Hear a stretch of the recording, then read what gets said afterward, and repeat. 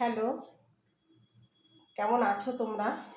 আশা করছি তোমরা যে যেখান থেকেই দেখছো আমার ভিডিওগুলো তোমাদের ভালো লাগছে বা আমি ভালোভাবে করতে পারছি তোমাদের। আর আজকে আমি দুপুরবেলা রান্না করছি কি কি সেটাই তোমাদের সঙ্গে শেয়ার করছি।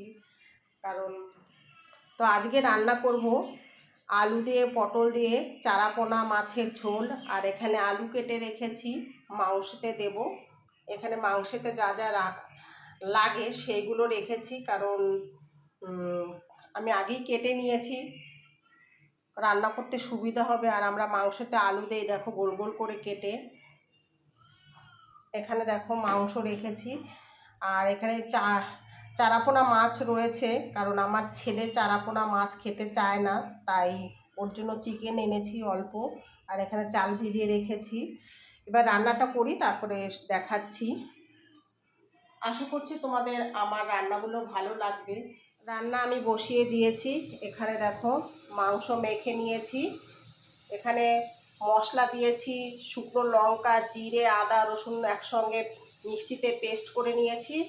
আর হলুদ দিয়েছি, লবণ দিয়েছি, সর্ষের তেল দিয়ে মেখে নিয়েছি। আলু আমরা ভেজে নেই মাংসতে দেওয়ার জন্য। আর এখানে ভাত বসিয়েছি।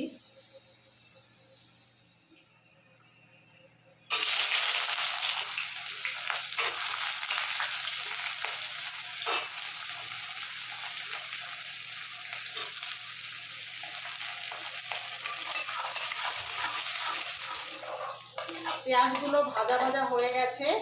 এবার চিকেনটাকে আমি মাখিয়ে রেখেছিলাম মশলা দিয়ে, এই যে এবার এর মধ্যে ঢেলে দিচ্ছি।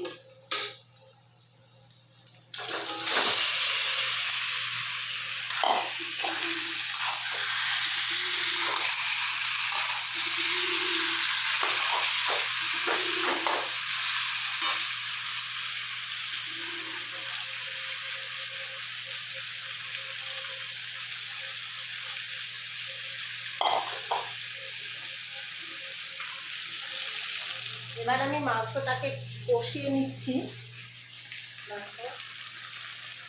মাংস কষানো হয়ে গেছে। এবার মাংসের মধ্যে আমি অল্প জল দিয়ে দিচ্ছি।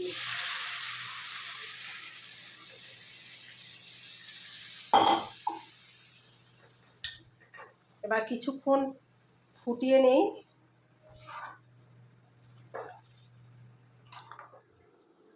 তো দেখো আমার মাংসর ঝোল হয়ে গেছে। এবার আমি নামিয়ে নেব।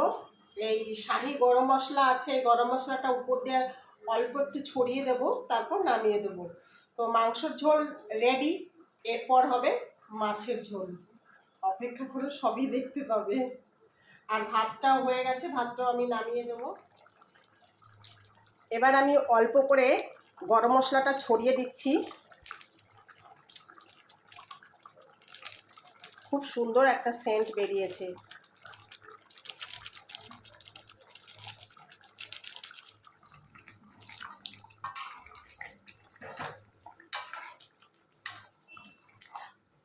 একটু ঝোল ঝোল করেই রাখলাম, কারণ আমার ছেলে একটু ঝোলঝোলই পছন্দ করে।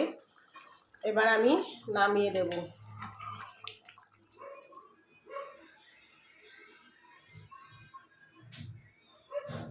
মাংস রান্না হয়ে গেছে আমার। এবার আমি মাছগুলো রান্না করে নেব। আর কড়াইটা বসিয়ে দিয়েছি, কড়াই গরম হয়ে গেছে।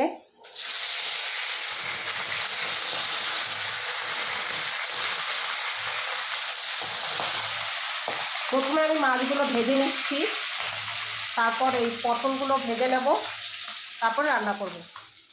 মাছ ভাজা হয়ে গেছে। এবার মাছ ভাজাগুলো তুলে নিচ্ছি।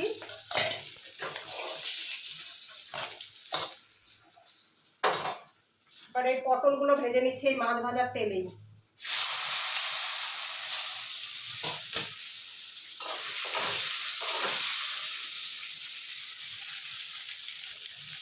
দেখো মাছ ভাজা পটল ভাজা হয়ে গেছে। এবার আমি এই তেলের মধ্যেই কিছুটা জিরে ফোড়ন দিয়ে দিলাম।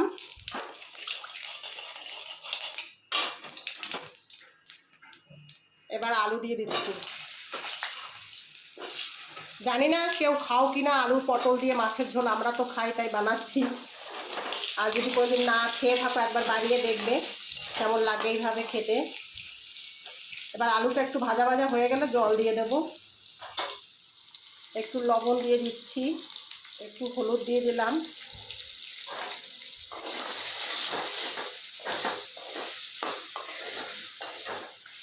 আলুগুলো ভাজা ভাজা হয়ে গেছে, এবার কিছুটা কাঁচা লঙ্কা দিয়ে দিচ্ছি। এবার আমি জল দিয়ে দিচ্ছি, একটু জল লাগবে, দিয়ে দিলাম। এবার কিছুটা টাইম আমি ফুটিয়ে নেব, কারণ আলুটা সিদ্ধ হবে, তারপরেই এই পটল আর মাছ একসঙ্গে দিয়ে দেবো। তারপরে রেখেছি দেখো ভাজা মশলা, এখানে জিরে আর গোটা জিরে আর একটা শুকনো লঙ্কা হালকা ভেজে রেখেছি, এই ভাজা মশলাটা লাস্টে আমি দিয়ে দেবো। আমার হয়ে গেছে, দেখতেই পাচ্ছ। এবার আমি এই পটল আর মাছ ভাজা করে রেখেছি ঝোলের মধ্যে ঢেলে দিলাম। এইভাবে আমরা খাই মাছের ঝোল বানিয়ে, একবার খেয়ে দেখবে, ভালো লাগবে। আর এই যে মশলাটা করে রেখেছি, এবার মশলাটাও দিয়ে দিচ্ছি। লেগে গেল গায়ে।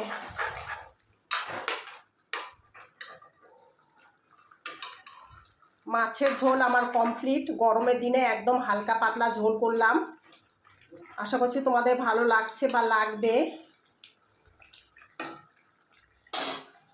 তো আজকে আমি দুটো রান্নায় তোমাদের সঙ্গে শেয়ার করলাম, কেমন লাগলো অবশ্যই জানাবে। মাছের ঝোলের কালারটা দেখো একবার, একদম নর্মাল রান্না করেছি গরম দেখে।